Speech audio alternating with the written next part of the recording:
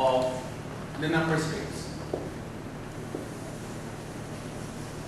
So probably you've already derived the wave function using a direct approach in which you wrote down the Schrödinger equation and solved the equation. You wrote down the Schrödinger equation in the position space with the wave function formalism and found out the solution. So this was covered in the recitation. Now I would like to use the operator approach to find out the wave functions. We already know that the ground state or the vacuum state is represented by x0. So this representation is coordinate free. It does not depend upon what coordinates or representation you talk about. If you would like to find a corresponding wave function, this is how to denote it. The wave function in the position space. You can also denote this by psi. It's a function of x, of course, and we label this, put this label here 0 as a subscript. So what we're interested in finding is this particular wave function. Now we also have a recipe of interconverting between the position operator and the ladder operators. We know that this x is some factor a plus a dagger, right? So what's this factor equal to? H power 2m omega.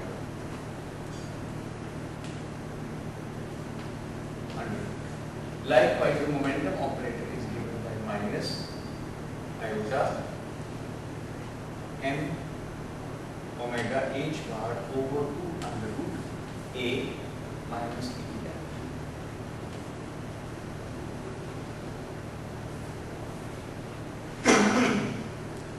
Now, how do we find out this particular wave function? It's quite easy. We represent this ladder operator in terms of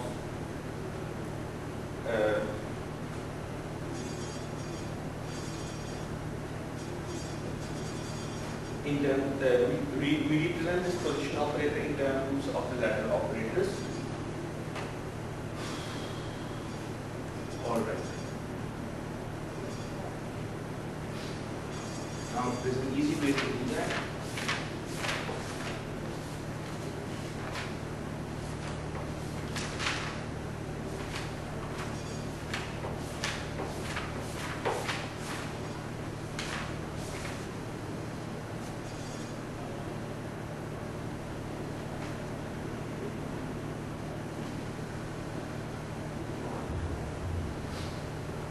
So this is something we're interested in finding. So suppose I have the ground state A. What happens? How can I annihilate the state?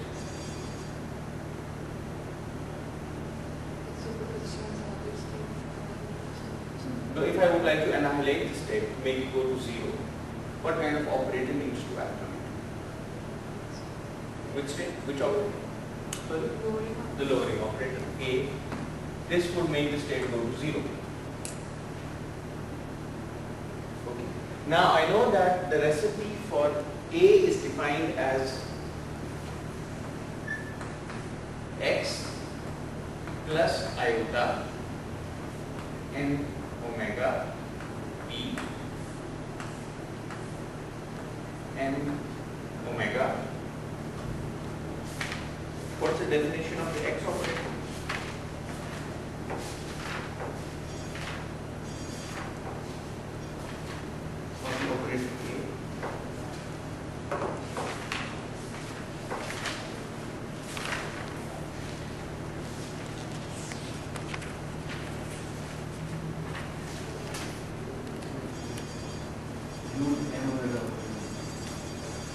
M omega over 2h bar.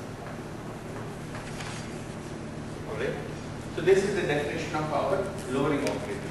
So this lowering operator acts on get 0 to give me 0. So I just plug in the value of or the representation of A here. I get M omega over 2h bar x plus I over n omega acting on 0, right? This must give me 0. So if I look at the left hand side, m omega 2 h bar x acting on 0 bracket plus I m omega operator p acting on the ground state. This must give me 0. Now if I take the projection of both sides, or the inner product of both sides with the state x, which means I would like to represent this equation in the position representation, I can just take the inner product with the state, position state x, and this is what I would achieve. M omega 2 h bar x operator x gets 0 plus I m omega operator state x operator p acting on 0. This must equal 0. Correct? Now I have an equation. This is a function of x. This is also a function of x. I can ignore this m omega over 2 h bar because there is a 0 here. What happens when the operator x acts from the right on the state x? What do I get? X. So this becomes x 0 plus I m omega x. So what's the representation of the momentum operator in the position space? It's simply minus I h bar partial x, right? And this must equal 0. Okay? So what is it? This is the wave function that we seek to find. Plus I m omega minus I h bar partial x, the inner product of the position state x with 0. This is just the wave function itself. So we have formed a differential equation which can be solved to find out the wave function. X psi naught x minus iota square is plus h bar m omega. Since this is just a function of x, I can replace this partial derivative with a real derivative. Here I can see. ये कैसे? यहाँ इधर मैंने बस इस equation इस left hand side inner product with x ले the position state x, right?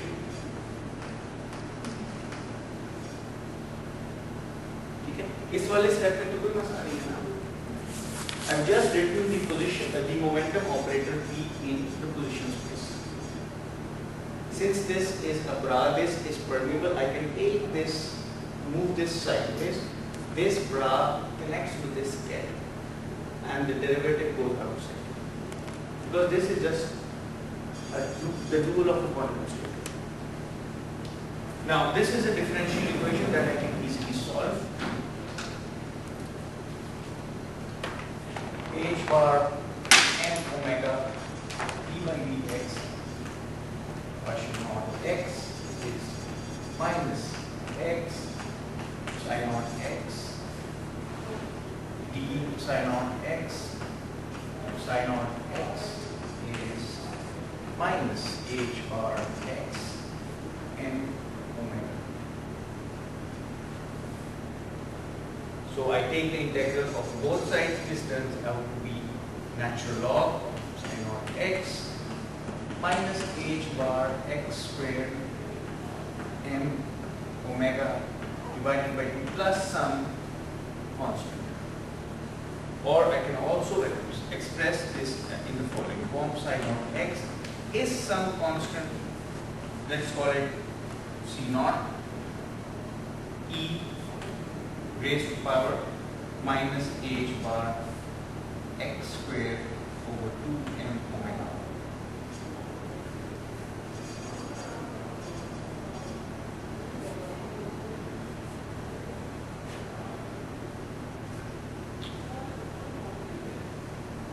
Oh, sorry, m omega. If I take this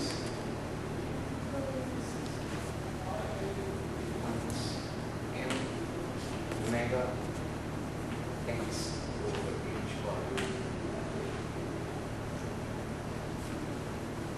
minus m omega x square over minus m omega x square over h bar. Okay. Now how can I find this normalization constant? Simply by the normalization property, psi naught x mod whole square from minus infinity to plus infinity.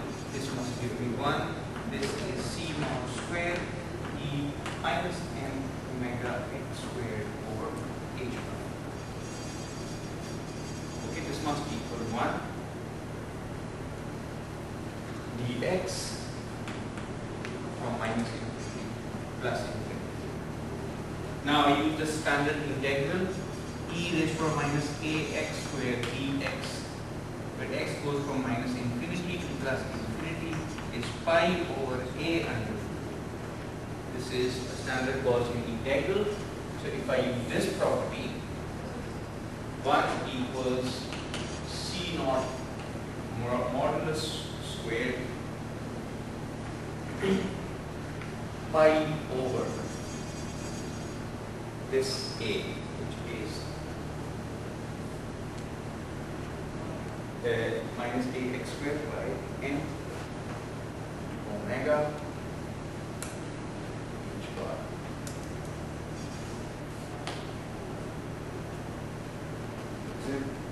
Isn't this the case? So this is minus n omega x squared over h bar, because I've already taken the square. Now if I compare this with this, my a equals m omega h bar. Right? So this means my c naught modulus square is m omega over pi h under, which means that my c naught is m omega over pi h is for 1/4. Hence, my ground state in the position representation is m omega pi h bar is for 1/4 e minus m omega x squared over h bar.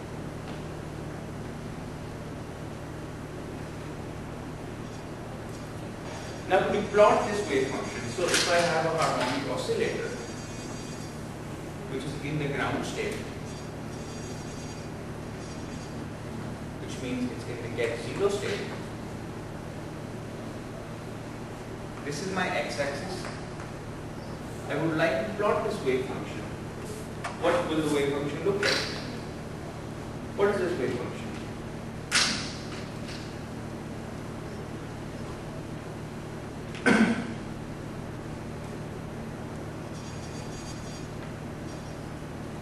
कैसा देखने में कैसा लगेगा ये wave function? Can you plot it? This is my x equals 0, the center of the potential wave. By just looking at its form, can you tell me what the function looks like? This kind of function has a special thing. First of all, can you tell me if it's an even function or an odd function, or neither? It's an even function. So the function is going to be a mirror image about this axis, about this plane.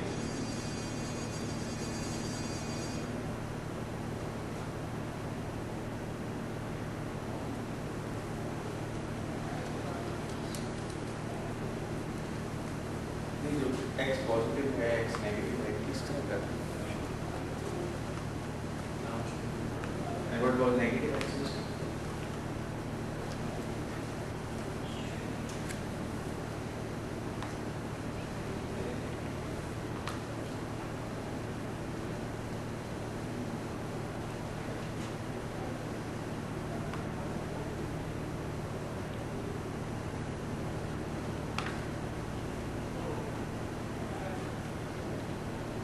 It's just a Gaussian. It's just a Gaussian function. Goes like this.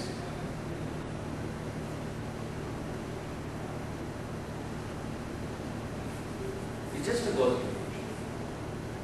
It will have a certain full width half maximum. It has a spread. as you will notice, the spread is proportional to under root h bar m omega. Right?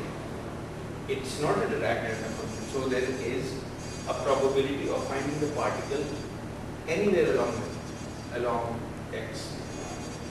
If this is a classical turning point, look at these points, this point and this point.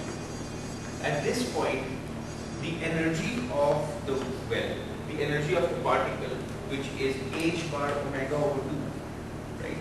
For n equals 0, this is the energy of the particle.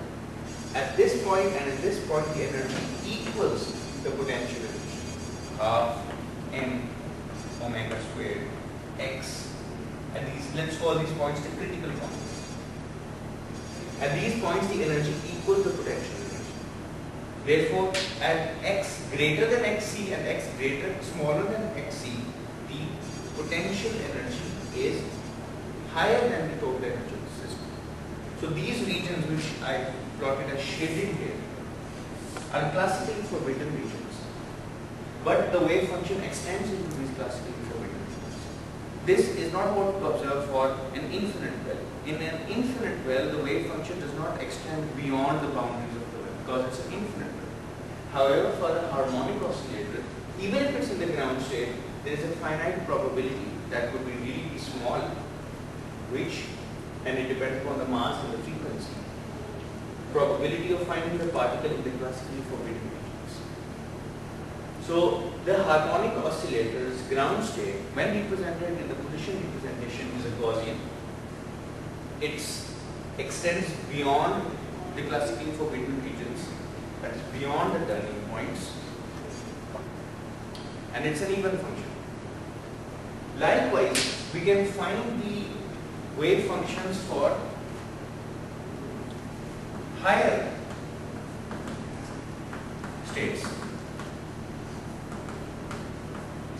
arbitrary number states. We just have to use the recipe of finding out what the number states are.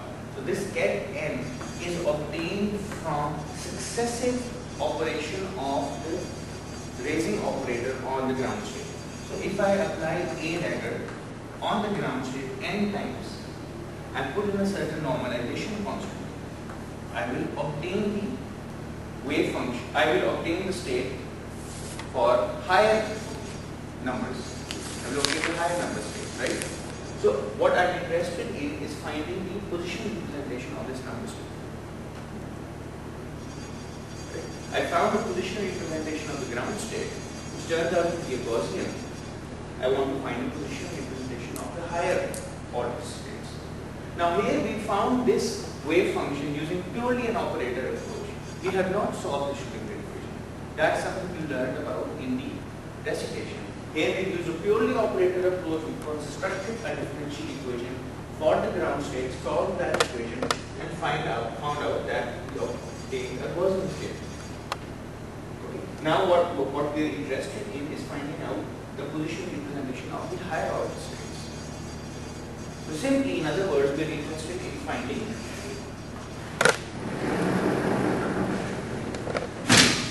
basically x n. This is our goal. So what we could do again is we could look at the representation of the lowering operator. The lowering operator A dagger is given by m omega over 2h bar x minus I over m omega. The position operator. We have to apply this operator onto the ground state n times. This is what we are interested in. So this will become m omega 2h bar n over 2 x minus I m omega p acting on the ground state n times. So remember, we have to preserve the order of these operators. So if we do multiplication of operators, since the operators don't commute, since the commutator of x with p is iota h bar, we have to preserve the order of these parentheses. So if we apply this parenthesis twice onto the operator get 0, we have to preserve the order. Because x acting on p operator is not the same as p acting on x. So remember this. So the order is really important when we're talking about operators. So if I look at this expression, I take the projection with the position state. This is just a constant m omega 2 h bar n by 2 bra x minus I n omega operator p n times acting on 0. Right? This is what we need to find out. So this turns out to be m omega 2 h bar n over 2. This bra, this position state, the dual of the position state, when acted upon by the position operator from the right, gives me x bra x. Now the inner product we can see gives me this minus I n omega, or in other words what I could do is the following. Since there is an n here as well, I could just write this x acting. Now what's happening is that this operator x is acting on this position state x. This is acting on the position state x. But there are multiple operators. Okay? So this position operator x of this position state operator x minus I n omega. This p I will write as minus iota h bar d by dx. Now all of this is acting n times on the state.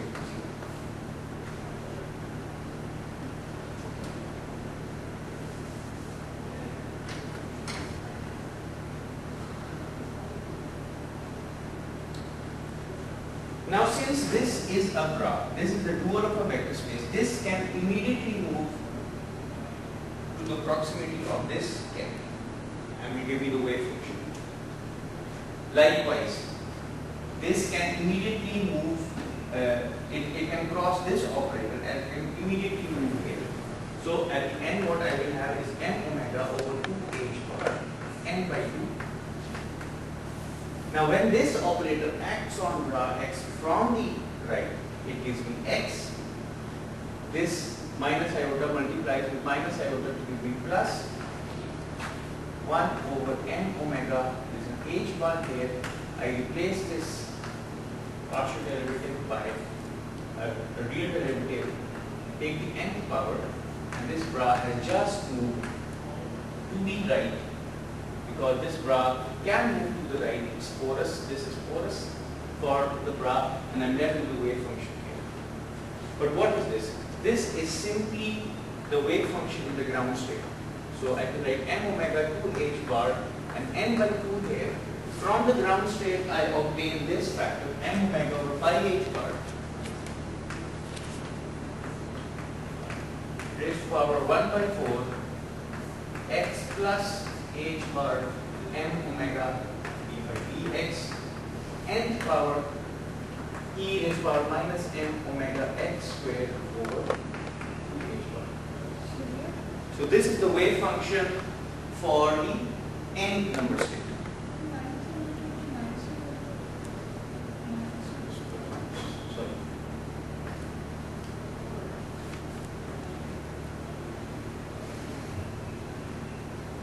Now, if you're not convinced that this can actually happen, that this step can actually happen, you can actually try this out for n equals 2. For n equals 1, of course, you've already done this in our first example. Likewise, for n equals 2, let's just, as a homework problem, you can try this out. So if I have bra x, x minus iota m omega, let's multiply this iota out with the other one. I get minus h bar m omega. Let's have a square of this, and this acts on n0. So So this really means I have x operator minus h bar m omega d by dx here, d by dx x minus h bar m omega d by dx. Okay. But when I've written this, I've actually assumed that I've put my state in the position representation. So let's not do this for a minute. Let's just write this as minus iota m omega iota m omega.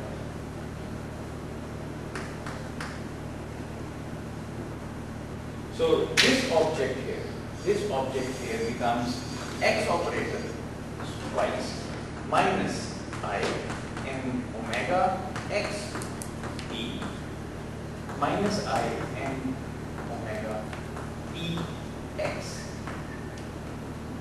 plus iota squared minus 1 over n omega squared t squared x 0. Right? So you can try this out. Now you can separate out the terms. The x operator squared acts on is sandwiched between these two states. This operator can be replaced by the commutator, which is minus, which is iota h bar. P squared can, for this you can write p squared acting sandwiched between x and 0, and for p you can write the position representation, and so on. You'll find out that you'll get exactly the same term with a 2 here.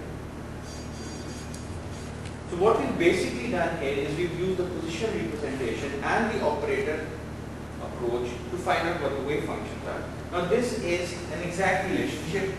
Plugging in different values of n will give you the number states in the position representation. And if I look at this function for different values of n, this is a special function in mathematical physics, and it's called the Hermite polynomial. Oh, sorry, it's called, yes, it's called the Hermite function.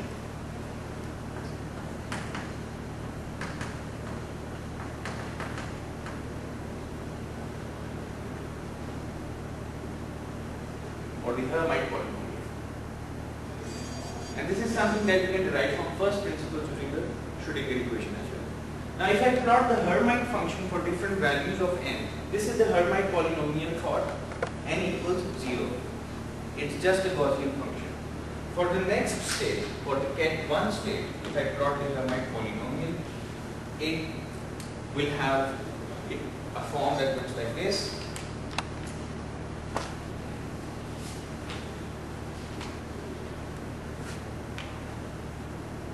It will have a node at x equals 0.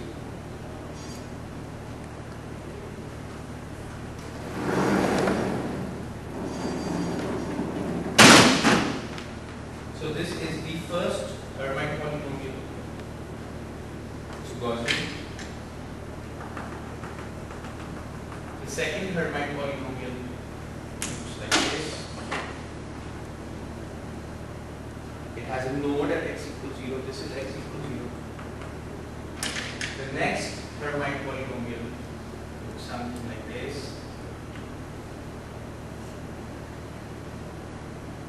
It has two nodes. It has a node. This has one node. This has a node here and a node here, two nodes. And all of these Hermite polynomials extend beyond the classical turning points. They go outside into the classically forbidden regions. And there is a recursive formula that can help you derive this Hermite polynomial from this Hermite polynomial, this Hermite polynomial, and this Hermite polynomial. This you can look up in the book. I don't remember the formula.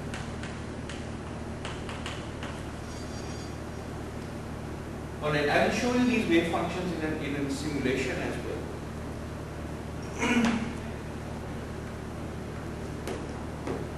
Of course, if if I found the wave functions, what I can also find is the probability density corresponding to the ket n state. Suppose my n equals some number, say 6. If I would like to plot the Hermite polynomial with n equals 6, what would I have? So what I'm plotting is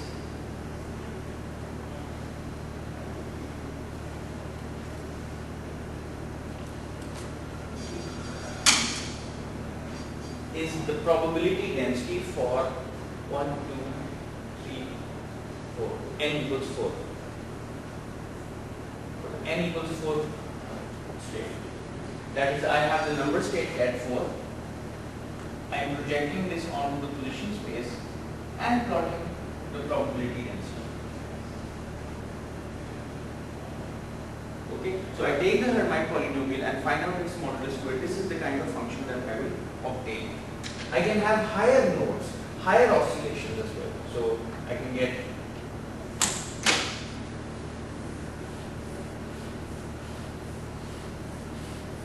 something like this. This corresponds to 1, 2, 3, 4, 5, 6, n equals 6.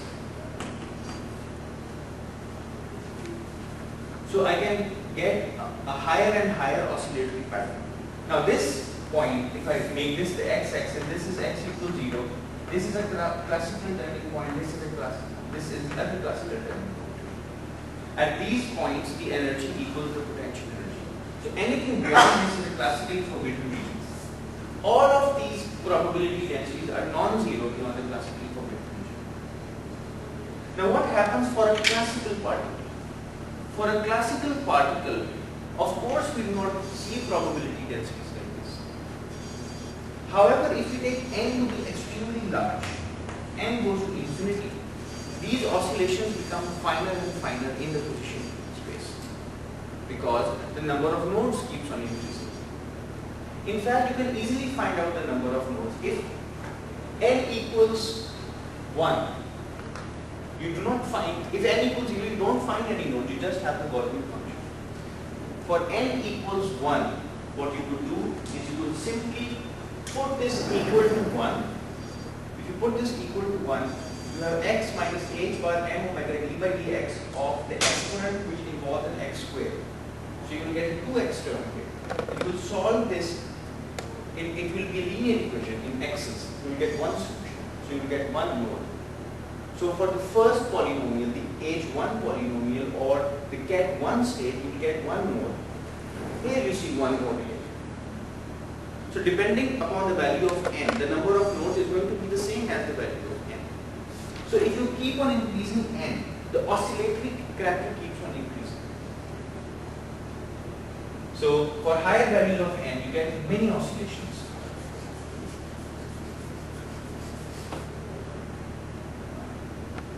And the oscillations become finer and finer together. So if the distance between two nodes is extremely small, delta x, so small that it becomes imperceptible to observe on the classical scale, you do not see this quantum behavior. So for very large values of n, the quantum behavior becomes unobservable. This is called the Morse correspondence principle.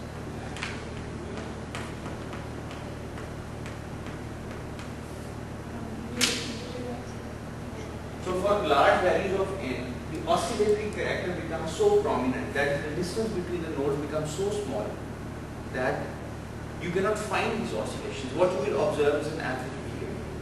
So how do we find out the average behavior? Sir, what is XC? What is? XC. XC are the critical points. These are the classical turning points at which the energy equals the potential energy. So what are the XCs? If I have an energy in the n state, which is given by h bar omega n plus half, at the critical points, all of the potential energy equals this energy. And what is the potential energy? It's half m omega squared xc squared. So at the values of x equal to xc, this is the potential energy. And all of the energy equals the potential energy. This is how we define a classical turning point, don't we?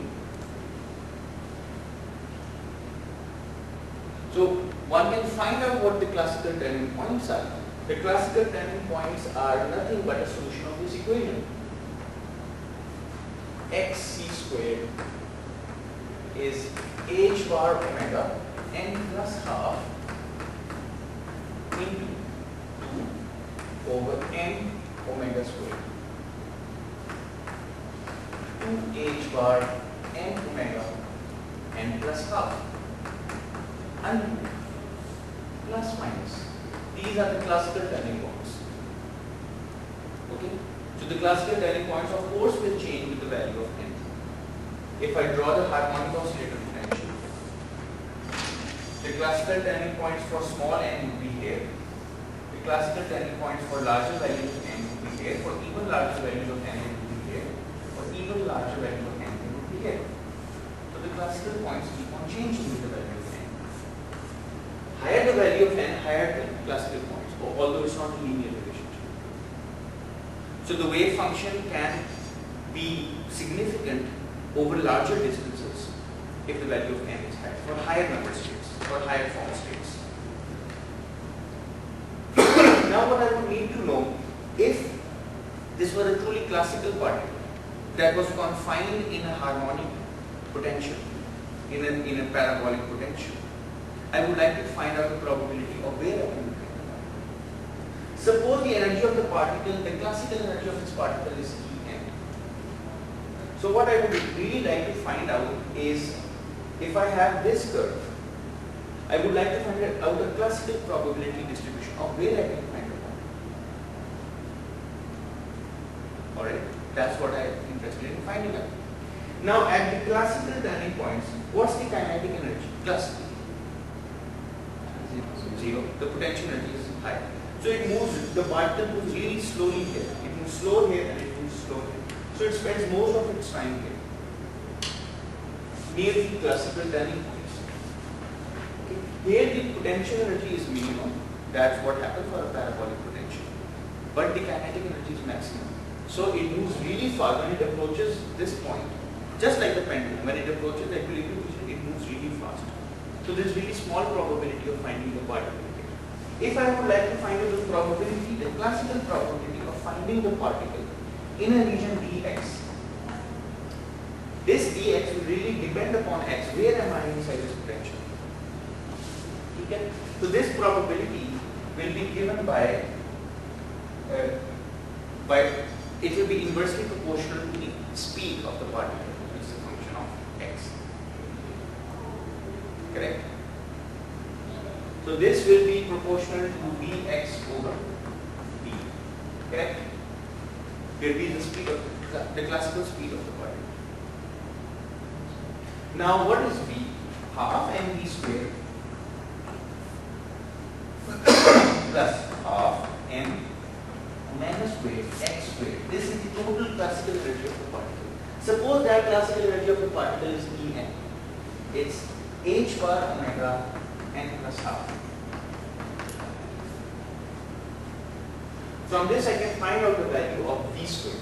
So I just multiply both sides by m over 2, I get v squared plus omega squared x squared is 2 h bar omega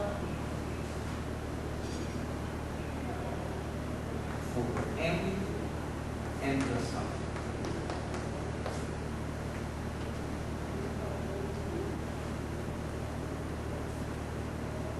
Right. I just multiply both sides by 2 over n. This half n goes away, this half n goes away. I get 2 over n. Okay. So my v square becomes 2h bar omega over n plus half minus omega squared x squared. Now what is my xc? Xc is 2h bar n omega n plus half. If I take xc squared is simply 2h bar n omega n plus half. So my v squared is omega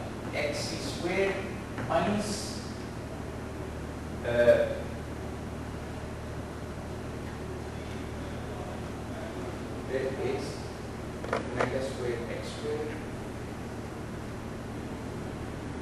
We will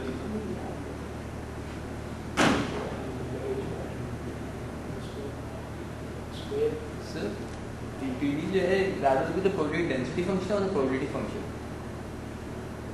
This thing, Yes sir. PCL, the classical probability of finding the particle per inner length dx. So it's probability density function.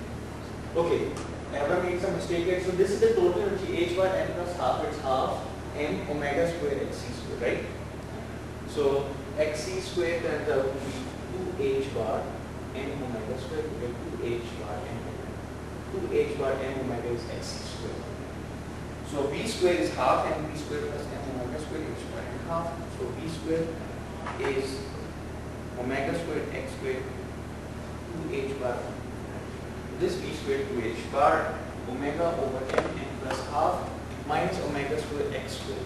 Xc square is 2h bar n omega n plus half. So my v square turns out to be 2h bar n omega n half. So I have n omega xc square, but I have omega square x square. Something wrong I'm doing here. This should be. You should have the same dimensions. Can you figure out what's going on here? X square is h bar n plus half times c. X square is 2h bar over n omega. So X square is 2h bar over n omega. m omega, right? This is m omega. So we need to multiply it by omega. We need to replace it over. Sorry? We need to multiply it by omega. This thing? Yeah. So that we can place it and take it. Oh, there's an omega here, right? We need to add that so that we can place it. As if we multiply x square by omega, then we can place it in the other equation. Right, so this is xc square, 2h bar n. So I need omega here. So this turns out to be omega squared xc squared minus x squared, which means that the classical probability of locating the particle inside the region dx is given by dx over the under root of this, which is omega xc squared minus x squared half.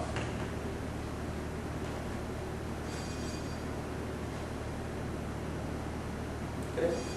So if I plot the probability density, which is 1 over omega xc square minus x square under root onto this graph, this is what I will obtain. I will obtain a cup-shaped probability distribution. This will just be the average behavior of the oscillatory function that I've drawn for the large value of n.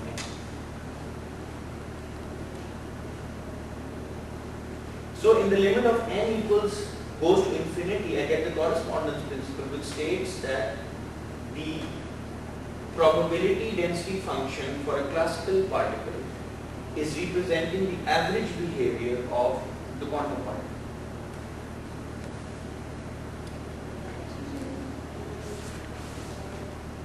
Sorry? Yeah? Say it again, what you said. For large values of n, I cannot see the quantum behavior because the nodes are separated very finely. The difference between the nodes in the position space is so small that it becomes imperceptible. You can't see the difference. You can find out what this difference is mathematically. Therefore, you're not able to observe this wave nature. So what you will observe instead is the blue probability distribution function, which is the probability distribution function for a classical particle. So for n equals very large, for n equals really large, the quantum particle behaves like a classical particle. This is at least what we observe. Now an important property of these number states, especially the ground state, just the ground state, a really important property of the ground state is that it's a minimum uncertainty state.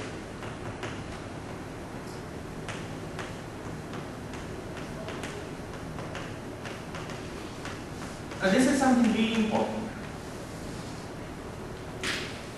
If I have the ground state at 0, I find its position representation. I know that I have e raised to minus m omega x square over 2 h bar with the normalization constant given by m omega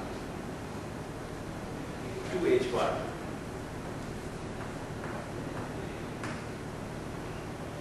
What's the normalization function?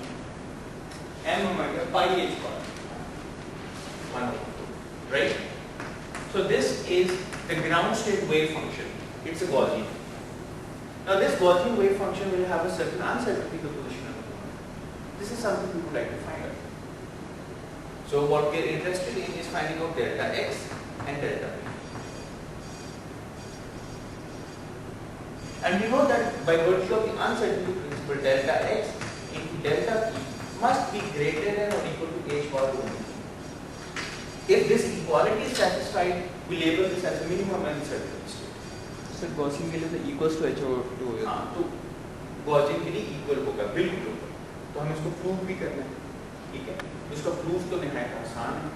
You can find out delta x and delta p individually. We know that each uncertainty squared equals x operator squared expectation value minus the square of the expectation value of the operator without the square. Now what is the expectation value of x in the Gaussian state? 0. So you can easily find out what this value, what this number is going to be. And then you can find out delta x. Likewise, you can find out delta p. And when you multiply delta x with delta p, it will be equal to h bar over 2. So the ground state for a harmonic oscillator is the minimum uncertainty state.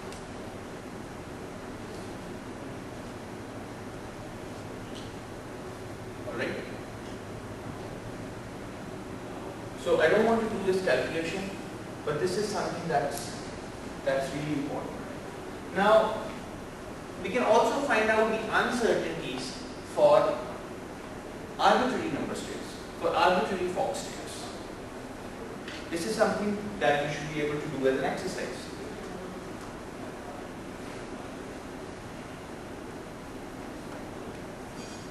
Now I would quickly like to move on to the time dependence of these states.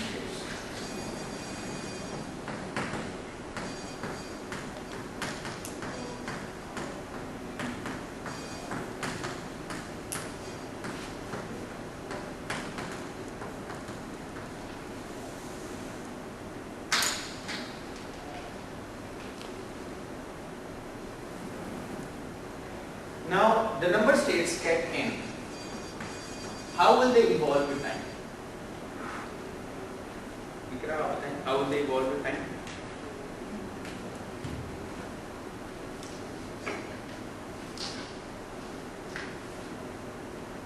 Sir, time के साथ कैसे evolve करेंगे these states? So अगर कोई oxygen interaction नहीं तो either they can go lower and release some energy to a lower state, or they will simply be moving in that from one end to the other. With the frequency omega. But that's what we expect for a harmonic oscillator.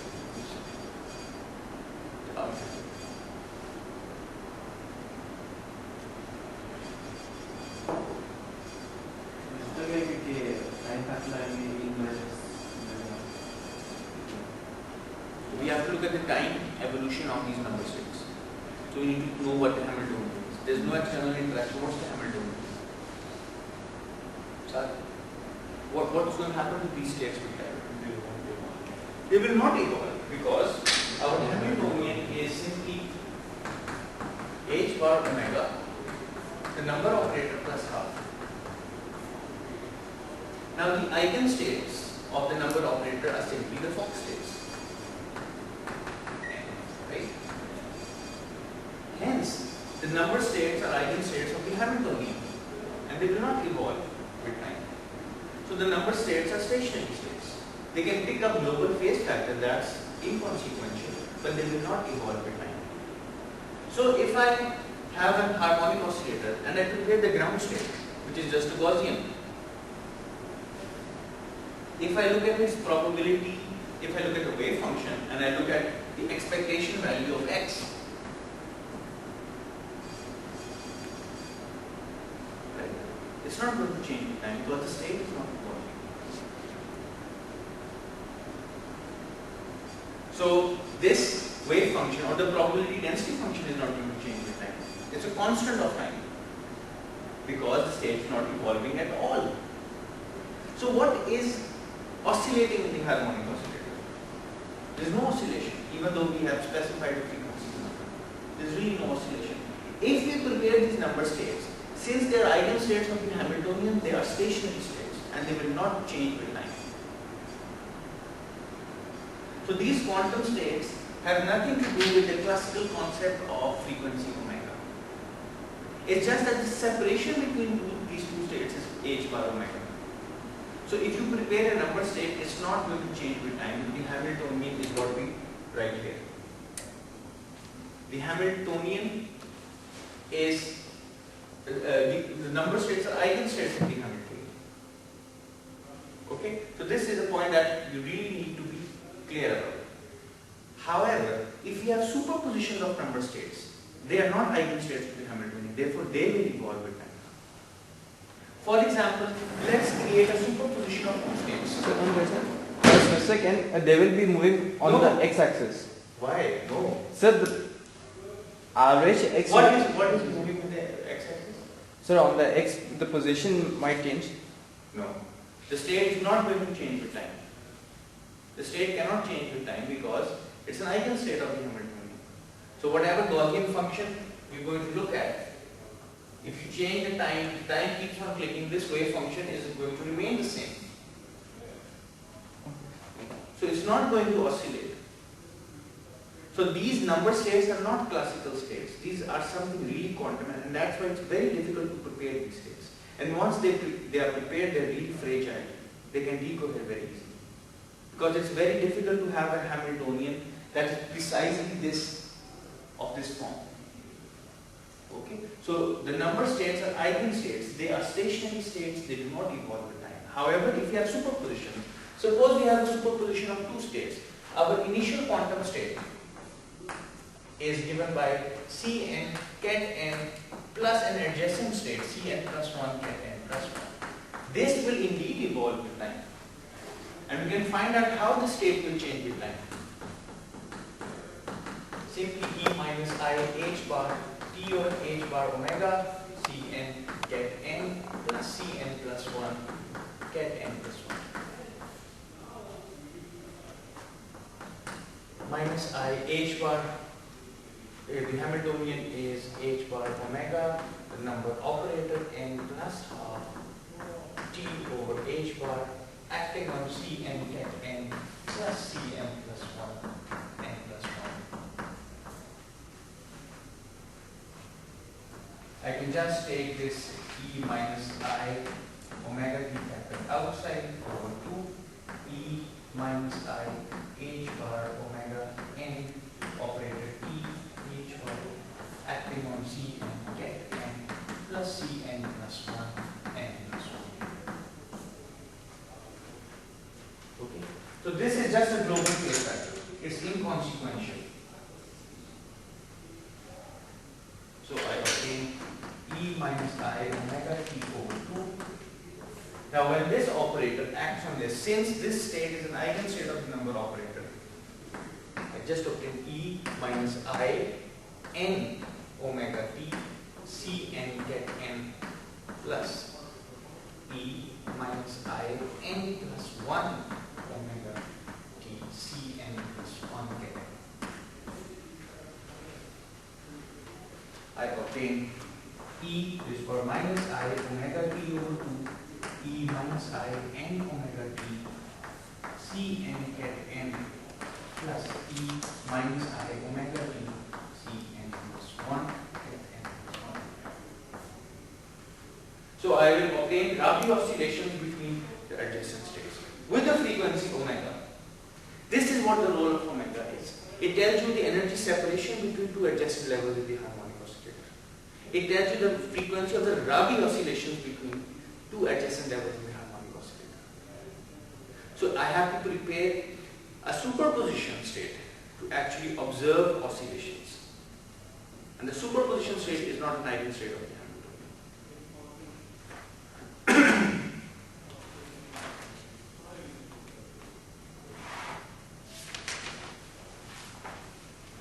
Now, really important, a really important concept.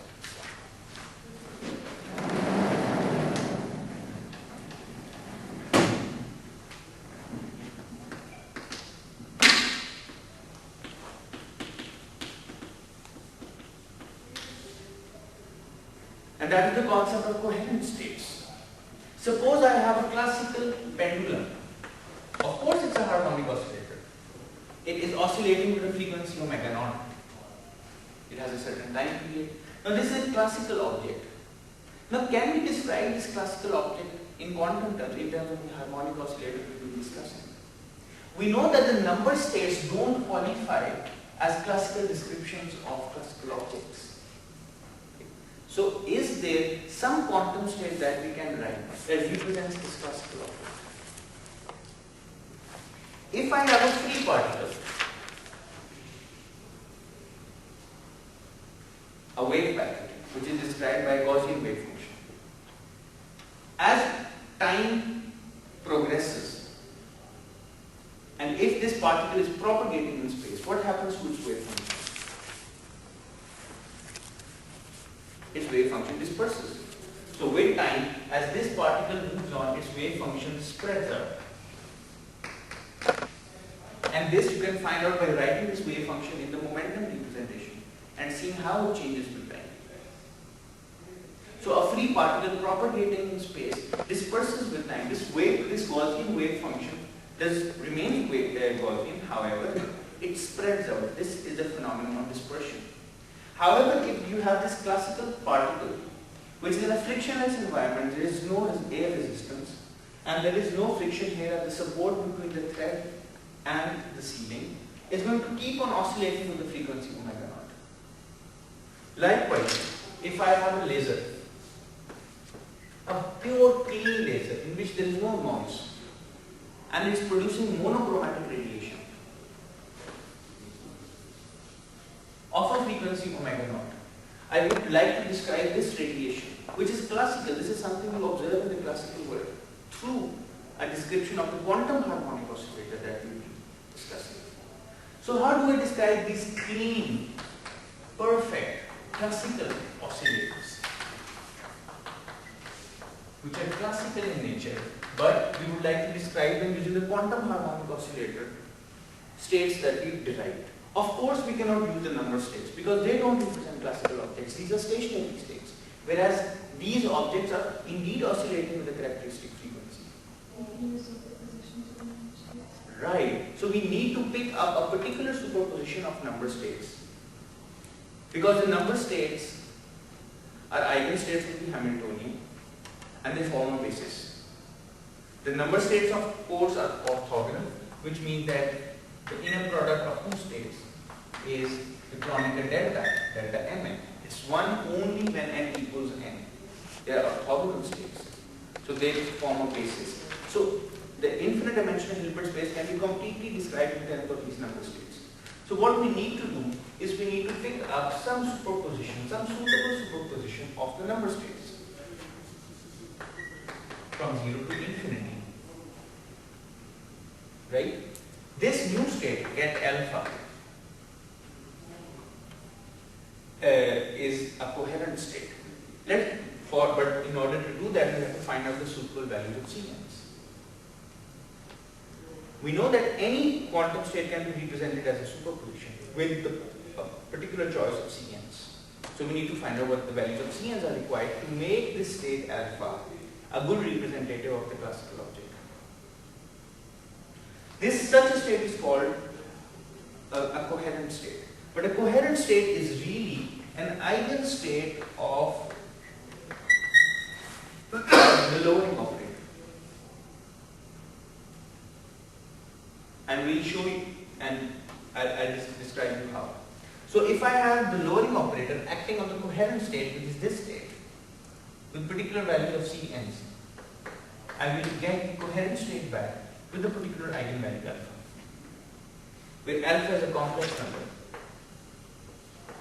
Okay? Some complex number. So the goal is that we would like to find out the coherent state, which means that we would like to find out these coefficients, the Cn's.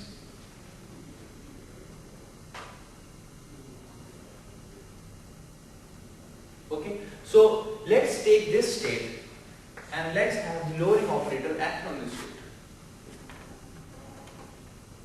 Okay, so A acting on the coherent state, n goes from 0 to infinity, Cn Cn 0 infinity, A acting on n. Now, of course, this number state is not an eigenstate of the lowering operator. I get n minus 1 here with under root n here. N goes from 0 to infinity.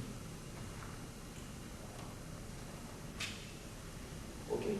Now, when n equals 0, this is 0 anyway, right? Because the lowering operator acting on cat 0 annihilates the state. So this summation is in fact only from 1 to infinity. So this is really from 1 to infinity.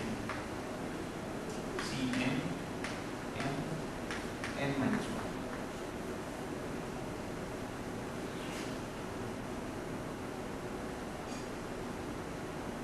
Okay. Now what happens when, but this must equal alpha, get alpha which is, now what, how have we defined alpha? This is Cn n 0 to infinity. Right? This is how we define ket alpha. Now if in the left hand side, if I take n minus 1 equals some j, then when n equals 1, j equals 0, so I can replace this n minus 1 by the new variable j. This Cn becomes Cj plus 1. This becomes j plus 1 under root. And this becomes j goes from 0 to infinity. Correct? I've just made a change of variables. Now, if I compare this expression with this expression, the comparison is really clear. Because this is a summation from 0 to infinity, and so is this. These are just different labels for the variables, but one can, these two must be equal because that's how we define the coherent state. Hence, we could find out what the values of Cn should be.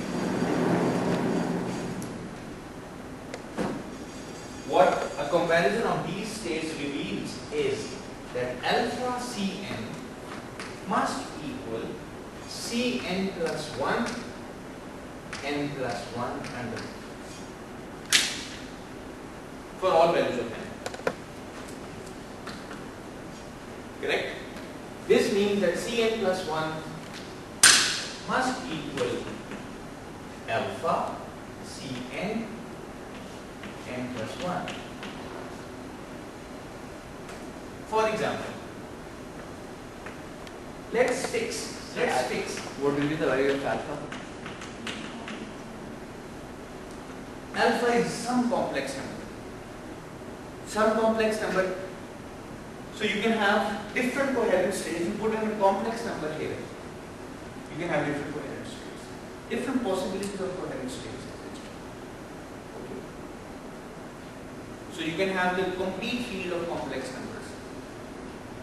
But those complex numbers must satisfy this recursion relationship. So if you have any complex number, you start off with some complex number alpha, any complex number you like, you fix C0, and if the C1, C2, C3 are in a particular relationship with C0, for that particular complex number, you will get the coherent state. Okay? For example, if C0 is fixed, if I fix C0, then C1 is alpha C0 over 1. C2 is alpha C1 divided by under root 2. But what is C1? C1 is alpha C0. So I have alpha square C0 under root 2. What is C3? C3 is alpha C2 divided by under root 3. But what is my C2? C2 is alpha square C0. So I can write alpha cube C0 3 factorial under root, and so on. Which means that my coherent state alpha equals some initial C0, okay, some C0 that I started off with, alpha raised to power n divided by n factorial under root ket n, where n goes from 0 to infinity.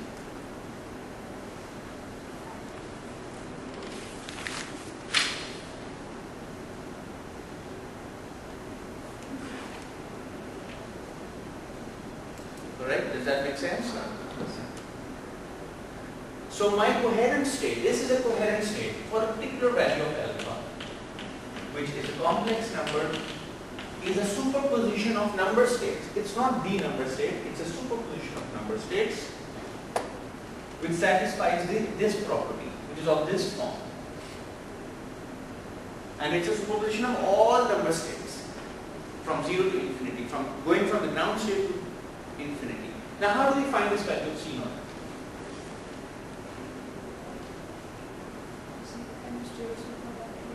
Sorry? You find the norm of the coherent state. You find the norm of the coherent state, that must be equal to 1. Okay? So let's find the norm of this state. We'll finish at 9:30 in 10 minutes. I hope that's okay. So this C0 is just a constant. It's a complex number, like that C mod square, right? N going from 0 to infinity, alpha star or n factorial under root bra n. Right? So this is the bra. And the ket is n 0 to infinity, alpha raised to power n, ket n factorial.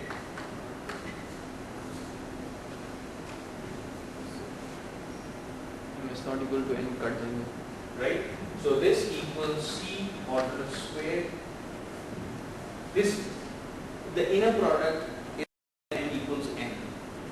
So I write alpha star n, alpha raised to power n factorial under root into n factorial under root is just n factorial, and n goes from 0 to infinity. This must equal 1. This equals C modulus square E. Now this is alpha modulus 2n, right? Divided by n factorial, where n goes from 0 to infinity. Now this means that our C modulus square is 1 over alpha mod squared raised to power n divided by n factorial. And this is simply equal to e raised to power minus alpha squared.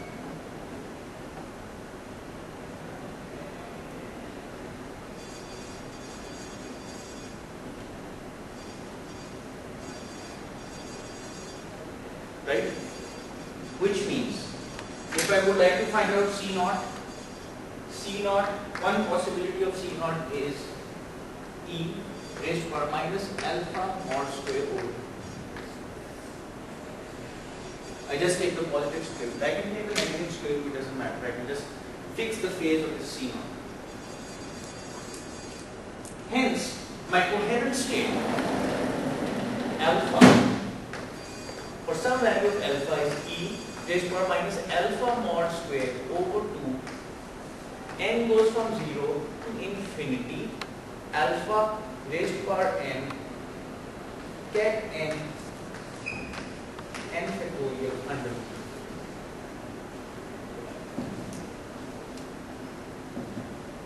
Now since this cat n can be generated by repeated application of the raising operator n times on cat 0 with a square root under root n, I get an n factorial here without the square root, alpha raised to power n, n goes from 0 to infinity with e raised to power minus alpha square over 2. This is the coherent state in terms of the ground state, and this is the coherent state expressed as a superposition of arbitrary number states.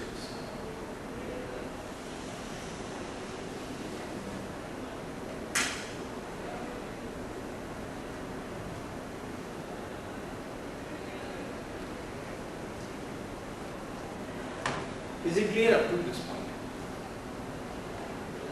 Now what we have to see is how does this state evolve with time?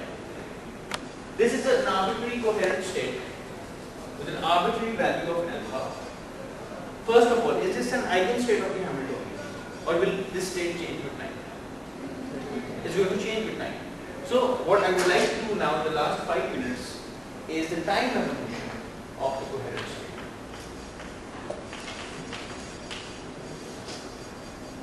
I would like to see how does this state change with time.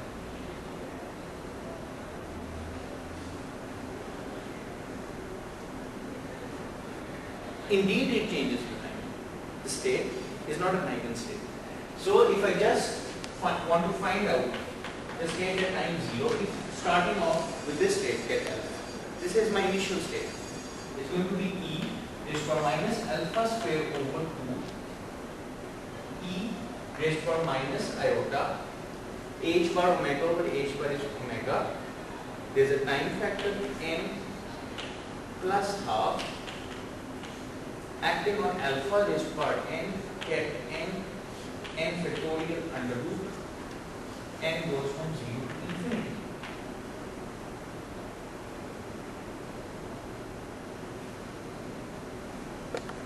So this is simply e raised to power minus I omega t over 2, e minus alpha square over 2,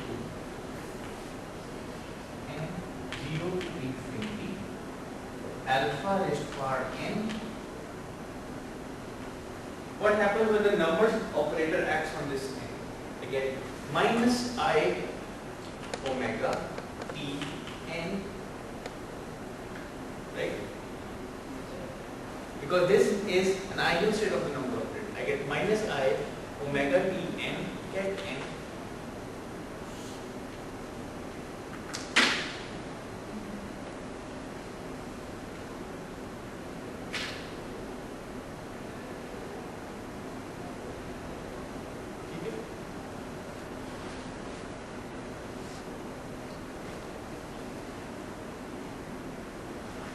Now I can express this. This is alpha raised to power n. This is e raised to power minus omega t raised to power n. इसमें यहाँ तक ठीक है?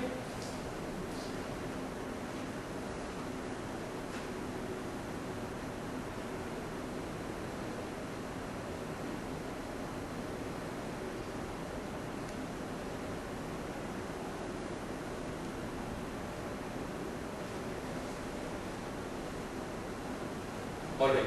Now can I write this in the following form?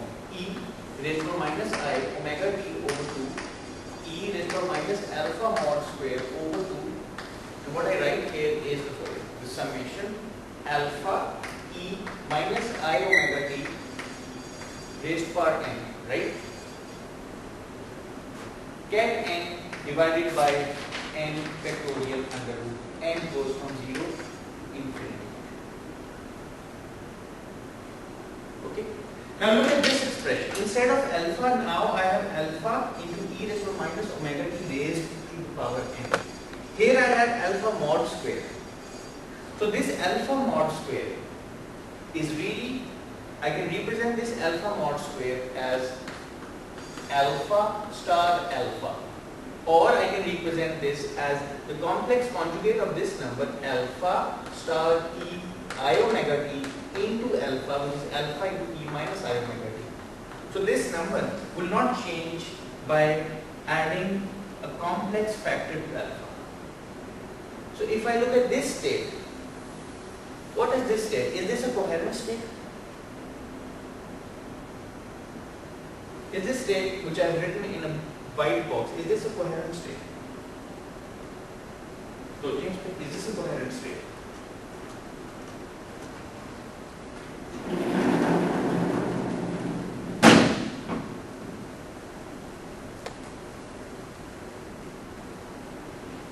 If you look at our general definition for coherent states, does the state that I have achieved after time t, does it qualify as a coherent state?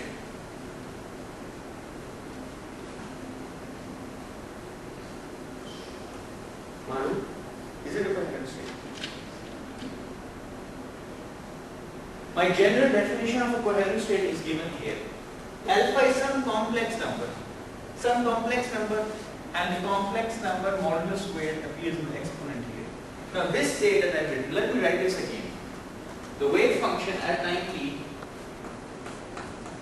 is given by e is for minus I omega t over 2 e is for minus alpha mod square over 2 sum over n0 to infinity alpha e is for minus I omega t n is for n take n divided by n factorial square. Is this a coherent state? Yes, it is. It's just a different value of the complex number. So this quantum state is really another coherent state where the value of alpha now becomes alpha is for minus I into e is for minus I. So you start off with the state at alpha, which is a coherent state, and with time it changes to this state. But the new state is also a coherent state. So the coherent state is indeed evolving with time. But we would like to see how does it evolve with time. What is the expectation value of this coherent state? Or what is the expectation value of the coherent state as a function of time? What is the uncertainty as a function of time? What is the position representation of this coherent state? What is the position representation of this coherent state? So now what we realize is that the coherent state is not an eigenstate of the Hamiltonian, it changes with time. And how does it change? It just adds a phase factor to the value of alpha. Remember that this state is not the same as this state. This is not a global phase factor. It changes the value of alpha. But nevertheless, it's a coherent state. So in the next lecture, which is going to be the last lecture probably on harmonic states, we're going to see the time evolution of the expectation values of different observables to see and realize and appreciate how does this coherent state with time, and how do I make this claim that the coherent state is a good approximation of a classical object.